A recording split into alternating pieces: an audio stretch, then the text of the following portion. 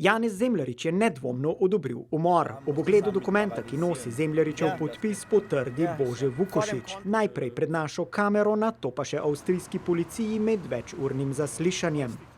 Es ist klar, dass Mitarbeiter Hansi auf ein Exilkroat eingesetzt wird und in UNRWA-Jargon, wenn es so geschrieben wird, heißt es, dass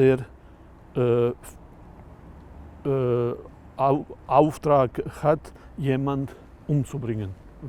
Das ist klar, das geht klar daraus.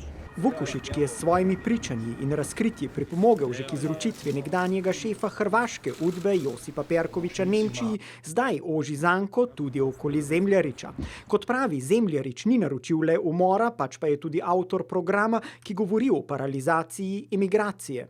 Konkreten Fall hat es Mord bedeutet, weil Paralysierung war ein Synonym für Liquidation von Nikola Martinović.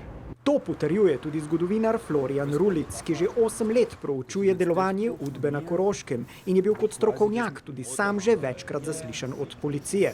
Auftauchen von neueren Dokumenten beziehungsweise auch von Einvernahmen von Fachpersonen aus Kroatien, Slowenien und Österreich hat sich der Täterkreis jetzt sehr stark eingegrenzt. Und in naher Zukunft kann man sagen, dass in 3 Wochen es zu einer Anklage gegen mindestens 2 der 5 handelnden Personen kommt.